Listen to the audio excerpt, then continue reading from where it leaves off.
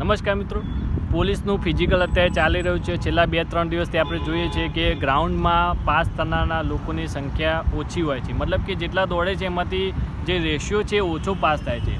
તો હવે છેલ્લા દિવસોમાં કંઈ થઈ શકે એવું નથી. આપણે એવું માનતા હોય છે કે છેલ્લા દિવસમાં જે થયું હોય, પણ કેટલીક બાબતો આપણે જો ધ્યાનમાં રાખીએ ને તો છેલ્લા દિવસમાં પણ એક સારું પરફોર્મન્સ મેળવી શકાય છે. તો એની અંદર એવું છે કે સૌથી પહેલું વસ્તુ જે ધ્યાન રાખવાનું છે, મનોબળ તમારું મજબૂત રાખવાનું છે. જો તમારો આત્મવિશ્વાસ મજબૂત હશે, જો તમારું મનોબળ મજબૂત હશે તો ત્યાં તમે 100% સારું પરફોર્મન્સ કરી શકશો. કારણ કે જો તમે ડાઉન જશો, ક્યારેક તમે એવું વિચારશો કે આજે આટલા જ પાસ થાય, આજે આટલા જ પાસ થાય, અને તમે જો પાટા ઉપર 25ની આજુબાજુ તમારું ટાઈમિંગ આવતું હોય તો એ જોઈને તમને જો ડર લાગતો હોય તો એ ડર પહેલાં મનમાંથી કાઢી નાખશો. અને તમે એવું વિચારજો કે ભલે આ વખતે 200 દોડાવશે, 200માં ભલે 50 પાસ થતા, પણ એ 50માં પણ મારો નંબર હશે ને હશે.